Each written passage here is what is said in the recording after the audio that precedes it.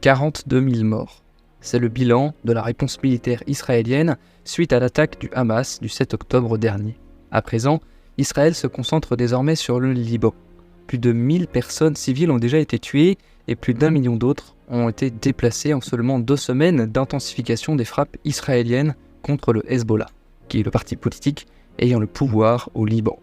Alors, outre l'indifférence de la communauté internationale, il existe une constante qui permet à Israël de s'attaquer à la capitale d'un État souverain. Il s'agit d'un programme de défense militaire avancé, le Qualitative Military Edge, soit en français, l'avantage militaire qualitatif.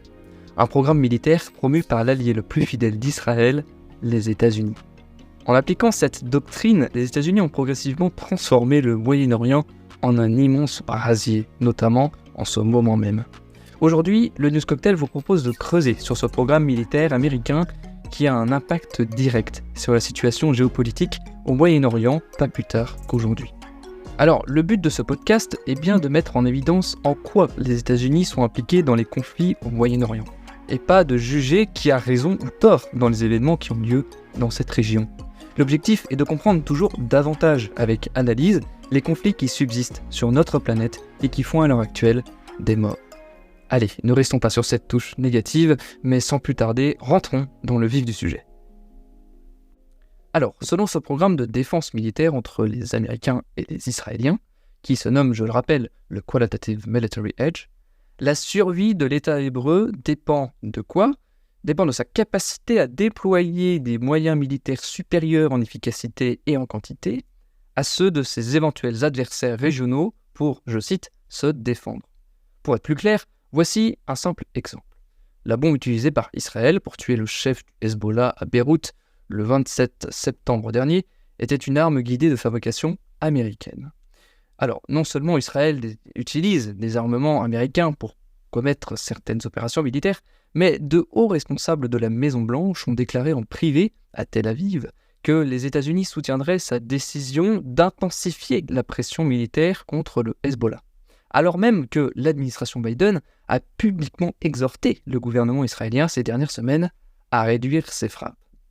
Mais il y a malheureusement pire. Le ministre libanais, sortant des affaires étrangères, a révélé que l'ancien chef du Hezbollah, donc Hassan Nasrallah, qui a été donc assassiné il y a peu longtemps, avait accepté un cessez-le-feu de 21 jours.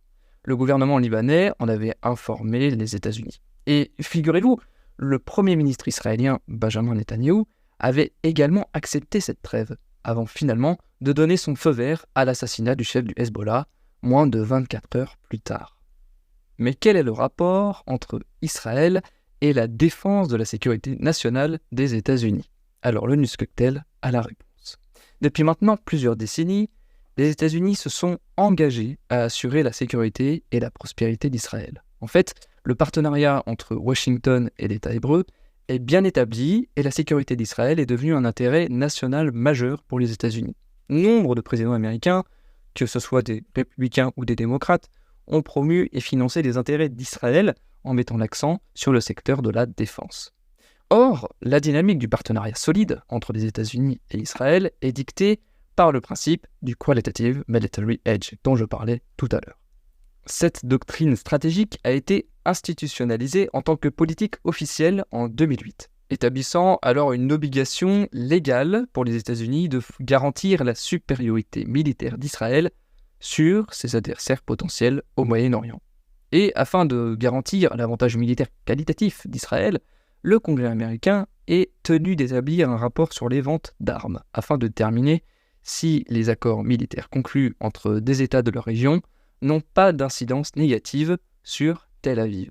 Mais d'où vient cette doctrine ? Alors, le concept de Qualitative Military Edge remonte à la guerre froide. En évaluant l'équilibre des forces en Europe, les planificateurs de guerre américains insistaient très souvent auprès des législateurs sur le fait que les pays du pacte de Varsovie avaient un avantage numérique sur les forces américaines et alliées stationnées en Europe, et que finalement, les États-Unis devaient maintenir un avantage qualitatif en matière de système de défense.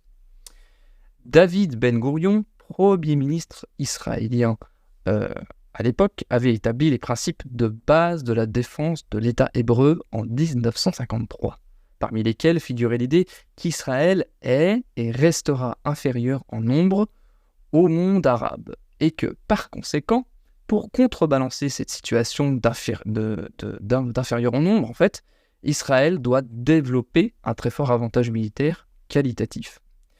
Et donc, après le déclenchement de la guerre des 6 jours, en 1967, le récit américain est devenu celui d'une bataille entre une démocratie et une coalition arabe soutenue par l'URSS.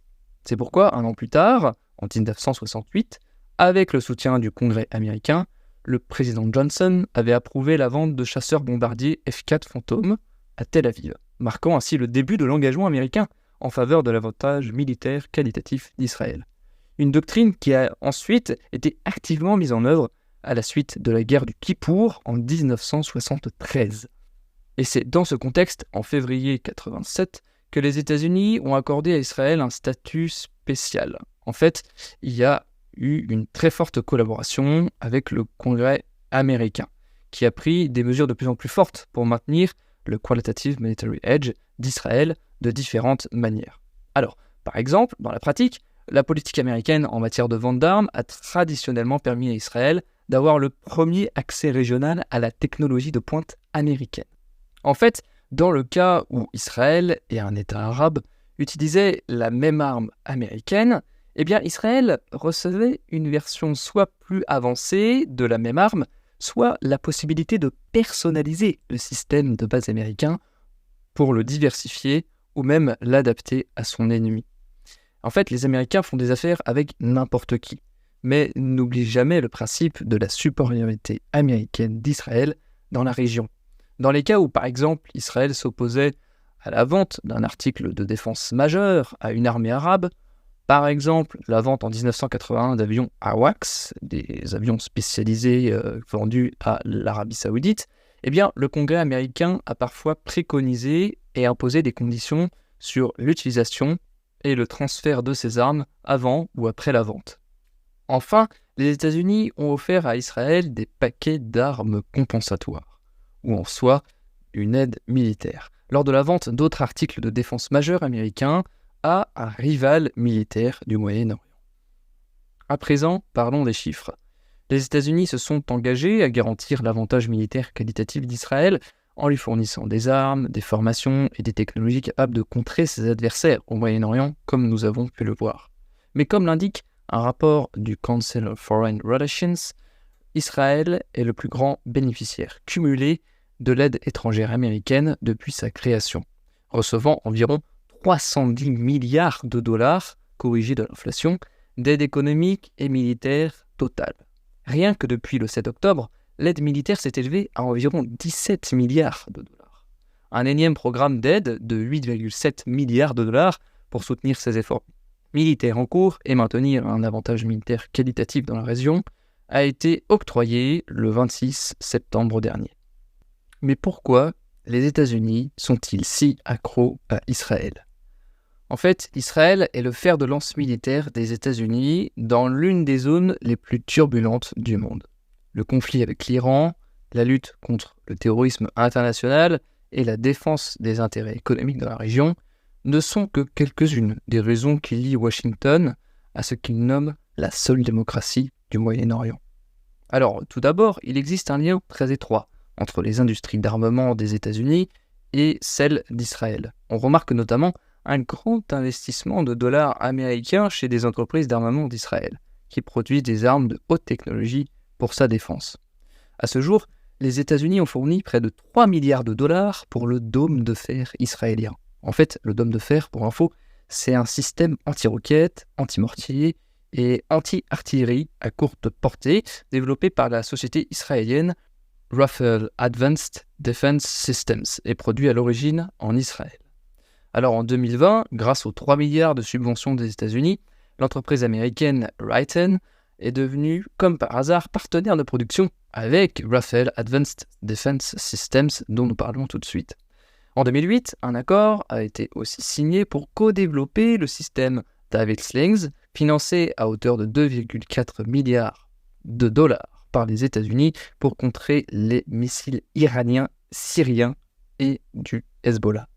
Tout cela pour finalement vous prouver que les États-Unis soutiennent Israël de par leur investissement massif dans l'industrie d'armement israélienne. Mais leurs intérêts ne s'arrêtent pas là. Car oui, les États-Unis demeurent le premier fournisseur d'armes d'Israël. En fait, la supériorité militaire d'Israël passe évidemment par la vente des armes américaines de dernière génération, telles que les armes atomiques et les armes dotées d'intelligence artificielle. Par exemple, le fabricant américain Skydio a envoyé des centaines de drones de détection intelligents capables de fournir des informations précises aux militaires israéliens. De plus, les munitions flottantes de haute technologie ont été incluses parmi d'autres capacités que les dirigeants israéliens ont explicitement demandé à leurs homologues américains. Tout cela n'est même plus secret. Et aujourd'hui, les États-Unis sont en effet de loin le premier fournisseur d'armes d'Israël et il n'y a pas de raison que cela change. Ils ont même aidé à construire l'une des armées les plus sophistiquées au monde sur le plan technologique. Selon l'Institut international de recherche sur la paix de Stockholm, les États-Unis ont représenté 69% des importations israéliennes d'armes conventionnelles majeures entre 2019 et 2023. En décembre dernier, l'administration Biden a rendu publique demande urgente à Israël après avoir utilisé par ailleurs l'autorité d'urgence pour éviter l'examen par le Congrès américain. Alors, pour vous faire une idée, il y a une commande qui portait sur 14 000 munitions pour chars d'assaut d'une valeur de 106 millions de dollars, tandis que l'autre concernait des composants pour la fabrication d'obus d'artillerie, d'une valeur tout de même de 147 millions de dollars. De plus, le Washington Post a rapporté en mars que l'administration avait discrètement effectué plus de 100 autres ventes militaires à Israël depuis le début de la guerre. La plupart d'entre elles n'atteignant pas le montant en dollars qui nécessiterait une notification formelle au Congrès. En fait, il s'agirait de milliers de munitions guidées et de précision, de bombes de faible diamètre, des bombes anti-bunker et des armes de petit calibre. Enfin bref, Israël bénéficie également d'un accès privilégié aux exportations de défense américaines, comme vous l'aurez compris, et bénéficie de financements anticipés, des périodes d'examen accélérées par le Congrès et l'utilisation de stocks américains de missiles, des véhicules blindés, enfin bref, il faut bien comprendre que tout est fait pour qu'Israël dépende des États-Unis. Mais il y a là un léger souci. En fait, il s'avère finalement, sans grande surprise, que les armes américaines vendues à Israël sont utilisées envers les peuples du Moyen-Orient sur des zones plutôt densément peuplées, comme à Gaza ou dans les quartiers de Beyrouth tenus par le Hezbollah. En fait, tout ceci constitue une violation flagrante du droit international et même du droit états-unien. Dans un nouveau rapport de recherche soumis au gouvernement des États-Unis, Amnesty International USA décrit en détail les morts et les blessures de civils causées par des armes fabriquées aux États-Unis. Alors le rapport, plutôt bien construit, dénonce également des pratiques qui bafouent les normes internationales établies pour atténuer les dommages causés aux civils et fournit des exemples clairs d'utilisation abusive d'armes de défense. D'ailleurs, la directrice nationale des relations gouvernementales à Amnesty International USA, Amanda Klassing, conclut d'ailleurs par ces mots. Je cite « Les preuves sont claires et accablantes. Le gouvernement d'Israël utilise des armes fabriquées aux États-Unis en violation du droit international humanitaire et des droits de l'homme et d'une manière qui n'est pas conforme au droit et à la politique des États-Unis. » Alors, quoi qu'on puisse en penser, le bilan est là. La doctrine du Qualitative Military Edge a donc poussé Washington au-delà des limites de la légalité.